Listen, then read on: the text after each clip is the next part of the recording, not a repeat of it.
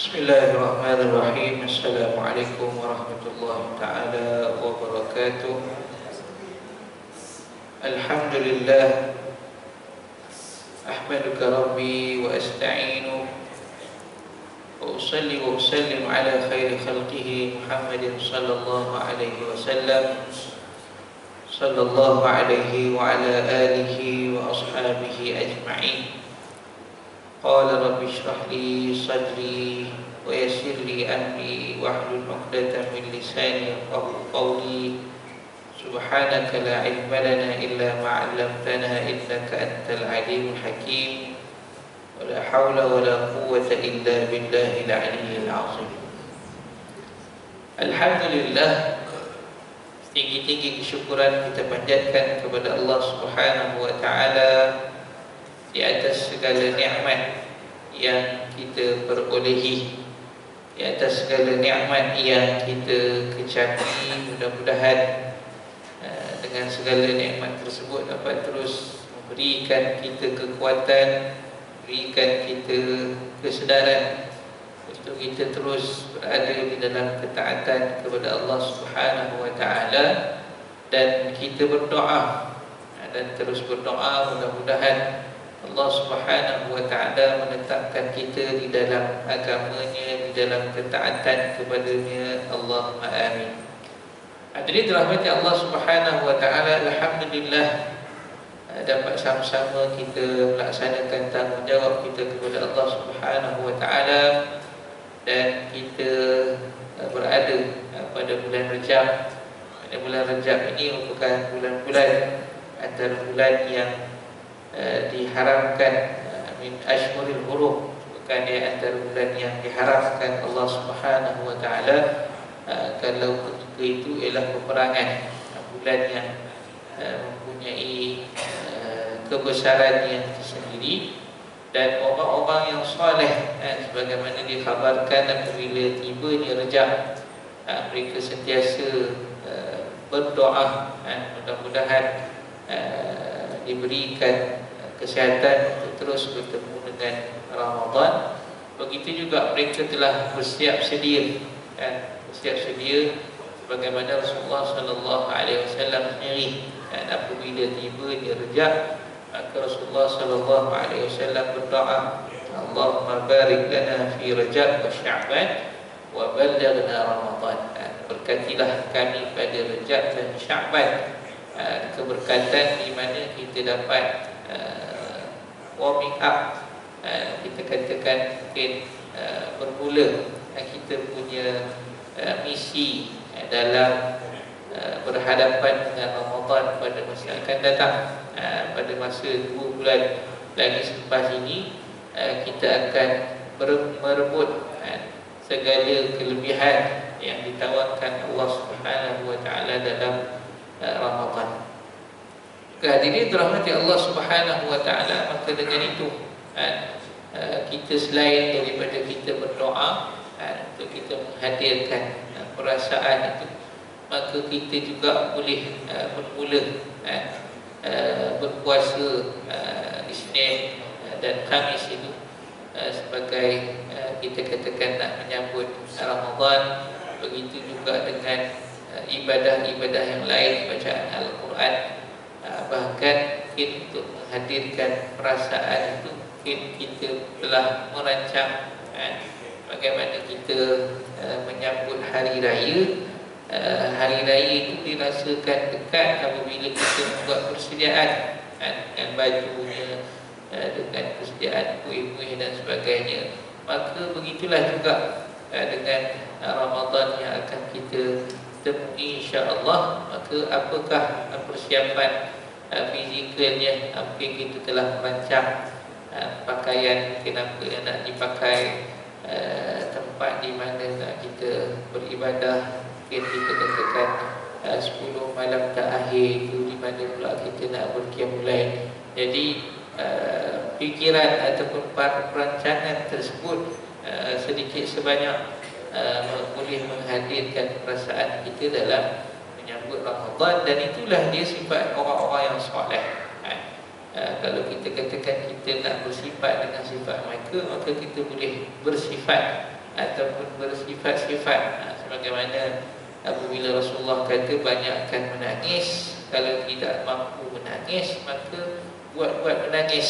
Maka begitulah juga untuk kita menyambut Ramadan itu, kalau tidak ada perasaannya maka kita cuba buatkan perasaan itu untuk sama-sama kita menghadirkan perasaannya. Mudah-mudahan Allah Subhanahu wa taala mempermudahkan mempertemukan kita dalam Ramadan, insya-Allah. Ya, hadirin dirahmati Allah Subhanahu wa taala, dalam bulan Rajab ini ada juga peristiwa yang besar, iaitu di Isra dan Mi'raj. Isra dan Mi'raj berlaku selepas daripada Amul Huzni, tahun kesedihan kepada Rasulullah sallallahu alaihi wasallam, kematian isterinya Sayyidatina Khadijah dan juga bapa saudaranya Abu Talib, yang mana mereka ini merupakan orang utama yang mendukung, yang menyokong Nabi sallallahu alaihi wasallam dengan kesedihan itu. Maka Allah membagi dengan peristiwa Isra dan Mi'raj, bertemu dengan Allah Subhanahu wa taala untuk kita katakan menerima kefarduan solat itu. Solat 5 waktu itu, kalau pada nabi-nabi terdahulu solat itu ada sebagaimana yang dikisahkan dalam hadis, bilangannya banyak, 50 waktu, sehinggalah kepada 5 waktu. Bayangkan kalau 50 waktu itu bagaimana keadaannya, dan kita mendapat kefarduan itu daripada peristiwa Isra dan Mi'raj yang berlaku pada bulan Rajab. Itu di antara peristiwa-peristiwa penting yang berlaku pada bulan Rajab. Jadi dirahmati Allah Subhanahu wa taala, menyambung bicara kita dalam fiqh sirah, kefahaman kepada sirah Nabi sallallahu alaihi wasallam melalui karya Syahid Sa'id Ramadan Al-Buti. Kita berada pada tajuk ikhtilafu fi ghari Hira, iaitu menyendirinya Nabi sallallahu alaihi wasallam di Gua Hira. Ya, hadirin dirahmati Allah Subhanahu wa taala, sebelum ini telah dibincangkan ataupun dibawakan tajuk berkaitan tentang pembinaan Kaabah dengan sejarah-sejarahnya. Maka di sini masuk kepada Nabi sallallahu alaihi wasallam menyendiri di Gua Hira. Mendekati usia 40 tahun telah tumbuh pada diri Nabi sallallahu alaihi wasallam kecenderungan untuk melakukan uzlah. Bagaimana yang kita maklum, Nabi dilantik ataupun Nabi mengisytiharkan dirinya sebagai Rasulullah, utusan Allah Subhanahu wa taala itu pada umur 40 tahun. Jadi sebelum daripada itu timbul keinginan untuk menyendiri ataupun uzlah. Akan itu kalau kita tengok di antara ibadat dalam kehidupan kita ni ialah adanya waktu untuk kita menyendiri.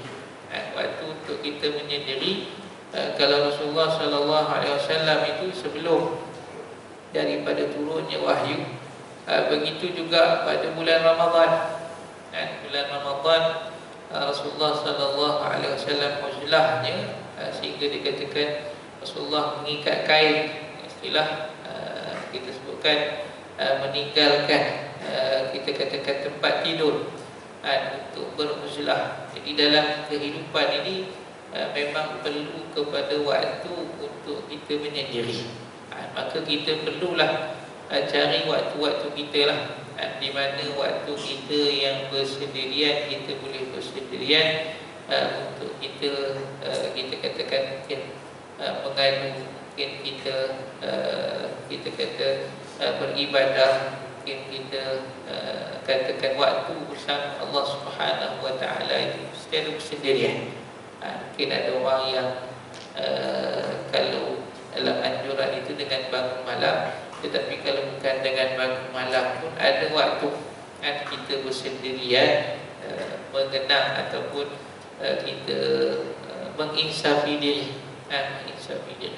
Jadi Rasulullah sallallahu alaihi wasallam mendekati 40 tahun, maka maka Rasulullah cenderung untuk uzlah. Maka Allah Subhanahu wa taala menumbuhkan pada dirinya rasa senang untuk melakukan ikhtilaf di Gua Hira. Dengan perasaan yang Allah Taala bagi, Rasulullah pun ke Gua Hira. Hira adalah nama sebuah gunung yang terletak di sebelah barat laut kota Mekah. Dalam kalau kerendahan itu dia dalam 15 kilometer dengan kota Mekah ataupun dalam Kaabah itulah. Dia menyendiri dan beribadah di gua tersebut selama beberapa hari, kadang sampai 10 malam dan kadang lebih daripada itu sampai 1 bulan. Rasulullah SAW menyendiri. Kalau kita tengok gua itu memang kalau kita faham gua, orang Melayu kita ni dalam lah, masuknya ke dalam dan sebagainya. Tapi gua Ghar pada orang Arab ni dia mungkin ada ruang sikit saja, ruang sikit saja boleh berteduh, mungkin boleh duduk. Itu kalau kita lihat daripada beberapa gua yang disebutkan. Ada Gua Hira, gua di Jabal Sur juga begitu. Kadang sampai 10 malam dan kadang lebih daripada itu sehingga sampai 1 bulan. Kemudian baginda kembali ke rumah sejenak hanya untuk mengambil bekal baru untuk melanjutkan ikhtilafnya, penyendiriannya di Gua Hira. Demikianlah Nabi SAW terus melakukannya sampai turun kepadanya wahyu ketika beliau sedang uzlah. Itu kisahnya, kisah Rasulullah sebelum diturunkan wahyu, sebelum kita katakan mengaku sebagai Rasul. Mengaku sebagai Rasul, maka baginda ada keinginan untuk bersendirian di Gua Hira. Jadi apakah ibrah ataupun pengajaran daripada kisah ini ataupun kita kata fakta ini? Uzlah yang dilakukan oleh Rasulullah SAW menjelang bi'sah, ini pengangkatan sebagai Rasul, ini memiliki makna dan kepentingan yang sangat besar dalam kehidupan kaum muslimin pada umumnya dan para da'i khususnya. Daripada orang awam secara umum ada kepentingan yang boleh dilihat, ada signifikannya, dan pada pendakwah orang yang mengajak manusia kepada Allah Subhanahu wa taala, secara umum ni kalau disebutkan man qala la ilaha illallah fa huwa da'i, siapa yang mengucapkan la ilaha illallah, maka dia adalah pendakwah. Dia perlu untuk sama-sama mengajak manusia kepada Islam, sama ada dengan kata-katanya, dengan ucapan ataupun mulutnya, ataupun dengan perbuatan. Kita membawa nama Islam kepada orang bukan Islam, ataupun kita boleh berdakwah kepada Islam dengan percakapan ataupun kita katakan perbuatan. Sama ada kelakuan ataupun akhlak kita, begitu juga dengan penulisan. Peristiwa ini menjelaskan bahawa seorang Muslim tidak akan sempurna keislamannya betapapun dia telah memiliki akhlak-akhlak yang mulia dan melaksanakan segala macam ibadah sebelum menyempurnakannya dengan waktu-waktu uzlah dan khalwah untuk mengadili diri ataupun muhasabatun nafs.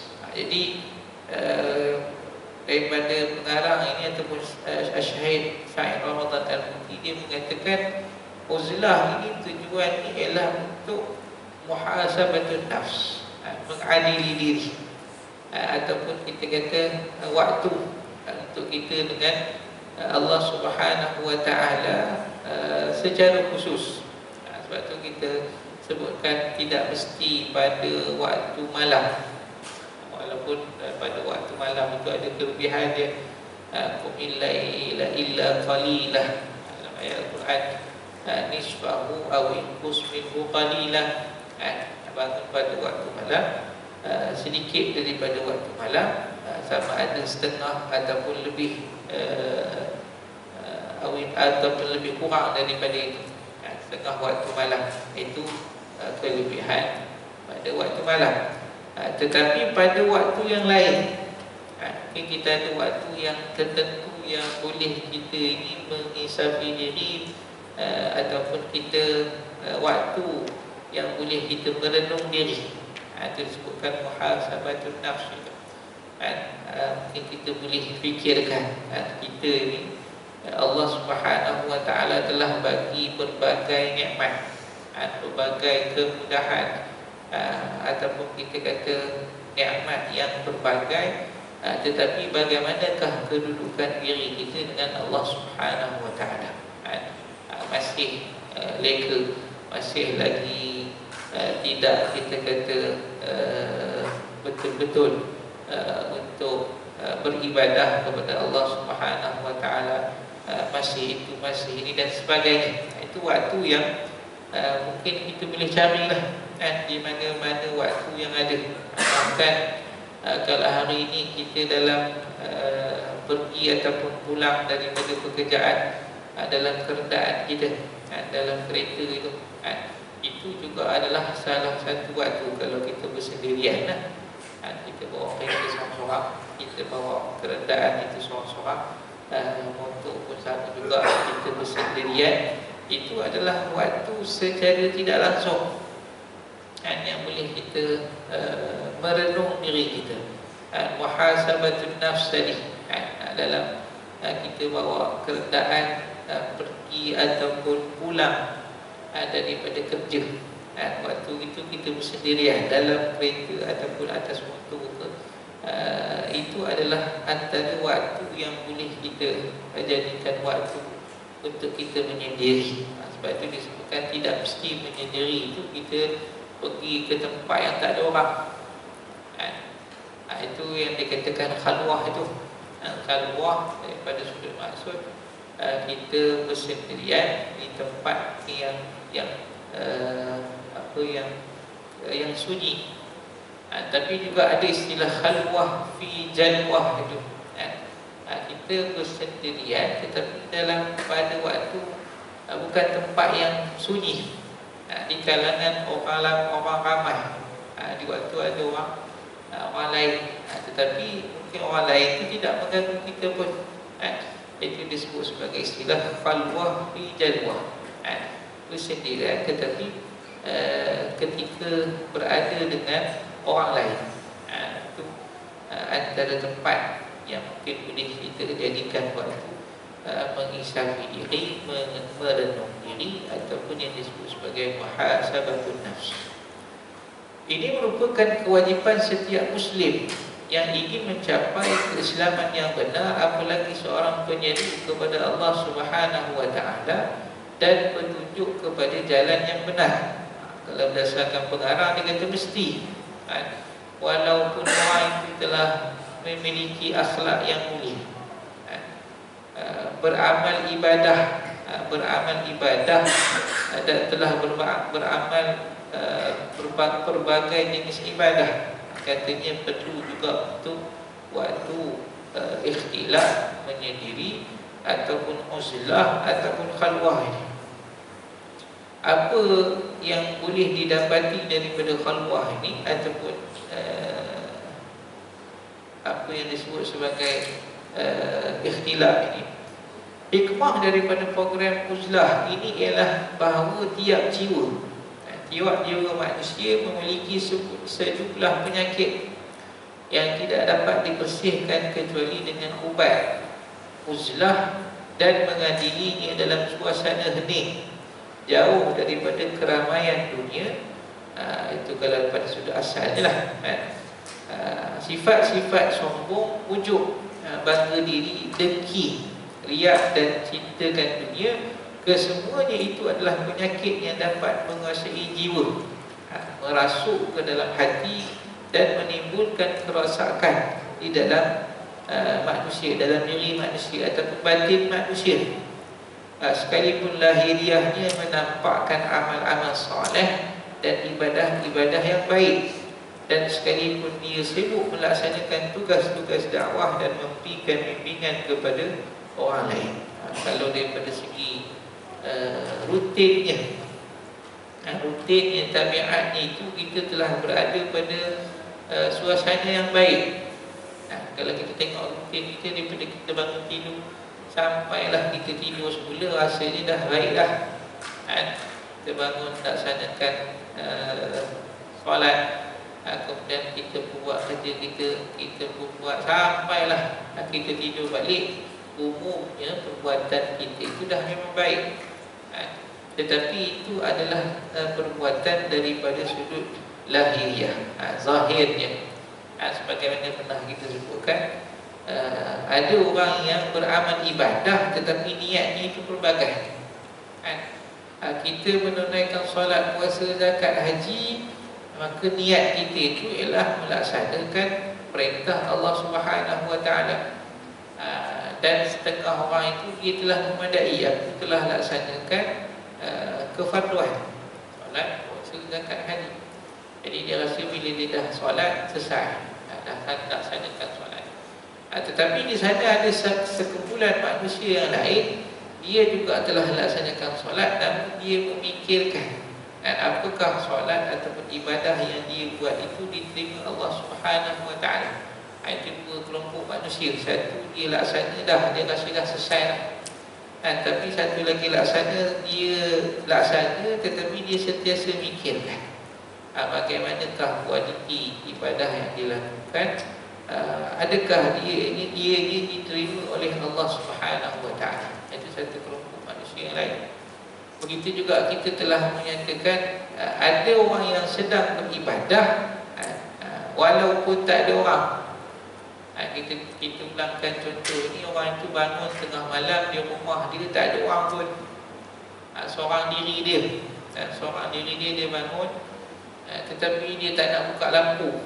Dia tak nak buka lampu, nak solat dalam keadaan yang gelap. Dalam rumah dia tak ada orang, dia tak buka lampu, kemudian dia solat, itu pun belum tentu hatinya itu sepenuhnya beribadah. Mungkin datang perasaan dalam hati dia, bangun seorang diri, tak buka lampu dan sebagainya, itu pun daripada sudut hati itu masih lagi belum sepenuhnya dia beribadah kepada Allah Subhanahu Wa Taala. Kerana itu datang ilmu tasawuf, ilmu yang memfokuskan tentang hati, ilmu yang tak kita ni supaya mengambil penting tentang apa yang ada dalam hati. Kerana apa yang kita buat secara perbuatan itu yang menentukan kedudukan amalan kita itu ialah apa yang ada dalam hati. Sebab itu disebutkan dalam hadis Nabi SAW sebut, innamal a'malu binniyat. Sesungguhnya amalan itu boleh kita katakan dihitung, dinilai, dilihat berasaskan kepada niat. Apakah niatnya? Walaupun kalau kita ambil contoh, walaupun ada orang yang sedang buat baik, perbuatan asas pun cukup dah. Kita menolong orang, daripada sudut luaran, kita mungkin tolong ringankan beban dia, mungkin angkat barang ke, mungkin apalah. Kita tolong orang itu pun belum tentu luarannya baik, kita menolong, tetapi hati itu belum tentu baik, kerana mungkin ada tujuan yang lain. Kalau tujuan jahat tu sudah tentulah ada. Mungkin dia nak kenakan seseorang, maka dia buat perbuatan itu. Jadi perbuatannya baik, tetapi hatinya belum tentu baik. Dan itu Rasulullah menyebutkan begitu, innamal a'mal binniyat. Sesungguhnya perbuatan itu dinilai, dilihat berasaskan kepada niat. Apakah niat kita? Begitu juga disebutkan dalam hadis, inna fil jasadi mudghah. Dalam diri manusia ada seketul daging. Baik daging itu, maka baiklah seluruh tubuh badan. Dan sebaliknya, sekiranya tidak baik daging itu ataupun hati itu, maka tidak baik jugalah seluruh tubuh badan. Itulah dia hati. Jadi kan itu ilmu yang memfokuskan tentang bagaimana kita memberi kepentingan mendidik hati, melatih hati. Itulah dia ilmu tasawuf yang kita tidak boleh tinggalkan di samping ilmu akidah, fiqh dan juga tasawuf. Akidah ialah tentang kepercayaan, apa yang akal kita perlu percaya. Itulah dia rukun iman, percaya Allah, malaikat kita, ahli kiamat, qada dan qadar. Fiqh ialah tentang pengamalan, apa yang badan kita perlu laksana. Itulah dia rukun Islam yang 5, solat, puasa, zakat, haji. Adapun ilmu tasawuf ialah ilmu tentang kerohanian ataupun tentang hati, apa yang perlu ada dalam hati seorang Muslim. Jadi hati yang perlu ada dalam hati seorang Muslim ialah hubungannya dengan Allah Subhanahu Wa Taala dan juga Rasul.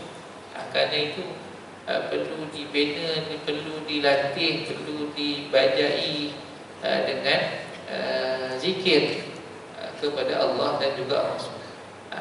Itu kita katakan di antara kaedah. Macam mana kita nak rasa kita berbuat sesuatu kerana Allah kalau tidak ada ingatan kepada Allah Ta'ala? Dan macam mana kita rasa kita nak buat amalan dengan sebaiknya kalau tidak ada perasaan kepada Rasulullah Sallallahu Alaihi Wasallam? Jadi seorang mukmin perlu dia melihat di dalam hati. Dia tak ada orang lain boleh scan hati kita. Scan hati kita tu bagaimana perasaan kita dengan Allah Ta'ala dan Rasul itu, tak ada orang boleh scan. Itu ialah rahsia kita dengan Allah Subhanahu Wa Ta'ala. Tak ada orang tahu pun adalah hati kita bagaimana, tahap kedudukannya, kecuali diri kita sendiri. Rahsia kita dengan Allah Subhanahu Wa Ta'ala, apa yang ada dalam hati. Maka kita lihat, renung dalam hati kita, adakah perasaan itu ada? Kalau ada, alhamdulillah. Kalau tak ada, kita kena tanam. Cari benih dia. Itulah dia zikir, ingatan kepada Allah dan Rasul. Zikir, bahkan zikir itu adalah perintah Allah Subhanahu Wa Ta'ala. Inna Allah ya ayyuhalladzina amanu zkurullaha dzikran katsira. Dan wahai orang yang beriman, berzikirlah kepada Allah Ta'ala dengan zikir yang banyak. Perintah zikir ini umum berbanding perintah ibadah yang lain. Perintah solat ada waktunya. Masuk maghrib, barulah kita wajib solat maghrib. Masuk isyak, barulah kita wajib solat isyak. Tetapi Allah Ta'ala perintah zikir dengan zikir, perintah yang umum, sebanyak-banyak. Bukratan wa asila, pagi petang, bil asyi wal ibkar, bil wudu'i wal aswad. Bila kita katakan seharian, seharian sebanyak-banyaknya, maka kita perlu lihat di dalam hati kita adakah perasaan itu. Apabila ada perasaan itu, maka sifat-sifat mahmudah yang lain boleh ataupun mudah untuk kita perhiaskan dalam diri kita. Macam mana orang nak sabar kalau dia tak ada ingatan pada Allah Ta'ala? Macam mana orang nak syukur kalau dia tak ada ingatan pada Allah Ta'ala? Macam mana orang nak redha kalau dia tak ada ingatan pada Allah Ta'ala? Macam mana orang nak ada rasa qanaah, rasa cukup dengan kurniaan Allah Ta'ala kalau tak ada dalam hatinya ingatan kepada Allah Ta'ala? Semua itu dia berkait dengan bagaimana kita membina, menanam, membajainya, menyuburkannya dalam hati kita dengan zikrullah dan penghayatan terhadap zikrullah itu. Dan seterusnya disebutkan penyakit-penyakit ini, penyakit batin inilah. Kalau kita tengok perintah Allah Ta'ala juga supaya kita ini meninggalkan perbuatan buruk itu zahir dan batin. Wazaru zahiril ismi wa batinah. Qul innama harrama rabbiyal fawahish ma zahara minha wa ma batan. Sesungguhnya Allah Ta'ala mengharamkan fawahish, benda-benda kecil, benda-benda buruk ini. Ma zahara minha, apa yang zahir, wa ma batan, dan apa yang batin. Zahir terlihat melalui perbuatan kita, tetapi batin itu ialah apa yang ada pada hati kita. Begitu juga Allah Ta'ala haramkan وَذَرُوا ظَاهِرِ ismi wa batin. Tinggalkan zahiril ismi, perkara yang zahir daripada keburukan itu, wa batinah, dan juga yang batin. Jadi kita sebut tadi, kalau perbuatan luaran itu mungkin dah baiklah, tetapi bagaimana pula hati? Bagaimana pula hati? Maka perintah itu supaya baik itu zahir dan batin. Kita meninggalkan yang Allah Ta'ala haram itu zahir dan batin.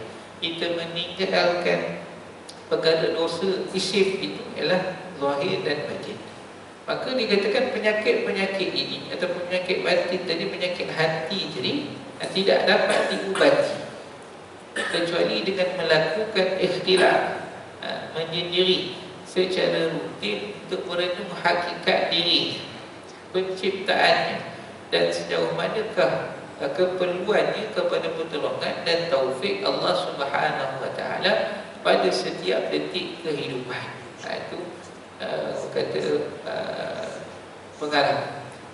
Demikian pula merenungkan ahwal ataupun keadaan dirinya, sejauh mana kelemahan mereka di hadapan pencipta dan betapa tidak bergunanya pujian dan celaan manusia. Kemudian merenungkan fenomena-fenomena keagungan hari akhir, pengadilan, besarnya rahmat dan pedihnya siksa Allah, dan dengan perenungan yang lama dan berulang-ulang tentang hal tersebut, maka penyakit-penyakit yang melekat pada jiwa manusia akan berguguran. Hatinya menjadi hidup dengan cahaya kesedaran dan kejenihan. Tidak ada lagi kotoran dunia yang melekat di dalam hatinya. Bahkan kalau kita lihat dalam ayat Al-Quran, Allah Subhanahu Wa Taala suruh kita merenung tentang kejadian keagungan Allah Subhanahu Wa Taala. Bagaimana kita melihat kebesaran Allah Ta'ala itu, maka itu juga antara kaedah untuk kita merasakan keterdilan kita di hadapan Allah Subhanahu Wa Ta'ala. Tengok kalau kalau dalam bayan yang disampaikan itu, dia minta kita merenung tengok bagaimana Allah Ta'ala cipta langit dan bumi. Bahkan itulah juga seruan Al-Quran. Al-Quran suruh tengok, uzuru ilal ibili kaifa khuliqat. Tengoklah kepada unta itu macam mana dia ni diciptakan. Tengoklah kepada langit dan bumi. Tengoklah kepada kapal yang berjalan di lautan. Tengoklah kepada segalanya. Dalam Quran banyak, bukan sahaja kita kata langit dan bumi, binatang, tumbuh-tumbuhan, bahkan wa fi anfusikum afala tubsirun. Pada diri kamu, tidakkah kamu merenungnya ataupun mengambil iktibar pengejaran daripadanya? Dalam diri kita. Sebab tu kalau tengok hadis yang lain, orang mukmin ni apabila dia bangun tidur sahaja, dia ada tempat untuk dia berteduh, ada rumah, ada tempat untuk dia berteduh. Kemudian dia juga sihat pada hari tersebut untuk dia laksanakan kita katakan kehidupan dia rutin hariannya. Dan ada makanan dia pada hari tersebut, ada tempat berteduh, kesihatan itu ada. Dan yang ketiga, ada makanan yang dia boleh makan. Maka orang tu dah cukup dah. Cukup dah nikmat. Besar sangat dah nikmat itu pada dia. Jadi itu yang Rasulullah SAW sebut. Begitu juga asasnya praktik kita ni. Kita bangun daripada tidur. Sebelum daripada tidur itu kita mengingati Allah Ta'ala dengan doa. Doa tidur kita. Bismillahirrahmanirrahim, ahya wa amutu, dengan nama Allah aku hidup dan aku mati. Kemudian bangunnya kita daripada tidur, alhamdulillahilladzi ahyana ba'da ma amatana wa ilaihin nusyur. Segala puji bagi Allah Ta'ala yang menghidupkan kita selepas dimatikan kita. Kemudian juga kita diingatkan wa ilaihin nusyur, kita akan kembali kepada Allah Subhanahu wa taala. Jadi ucapan itu perlu kita hayati, kita renung. Dia sebagai satu peringatan kita kepada diri kita. Kemudian juga kita telah diprogramkan siaplah. Bangun sahaja kita daripada tidur, ada solat subuh. Itu satu program untuk kita mengingati Allah Subhanahu wa taala. Kemudian kita tunaikan rutin harian kita sampai ke tengah hari. Ada waktu zuhur, sama juga untuk kita mengingati Allah Subhanahu wa taala sampailah asar.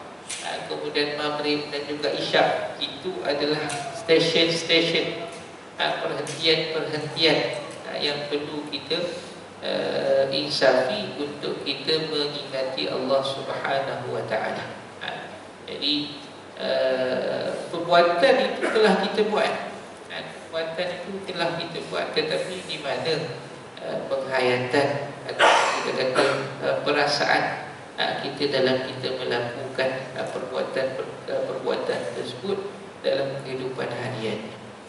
Hal lain yang juga sangat penting dalam kehidupan kaum muslim dan pada umumnya, dan kepada para pendakwah, pada pendakwah khususnya, ialah pembinaan mahabbatullah, pembinaan hubungan rasa cinta kepada Allah Subhanahu wa taala dalam hati, kerana ia merupakan air mata yang memunculkan pengorbanan dan jihad, di samping merupakan asas setiap dakwah yang bergelora di dalam hati, tetapi ia tidak akan tumbuh dari keimanan semata, sebab masalah-masalah rasional semata tidak pernah memberi pengaruh ke dalam hati dan perasaan.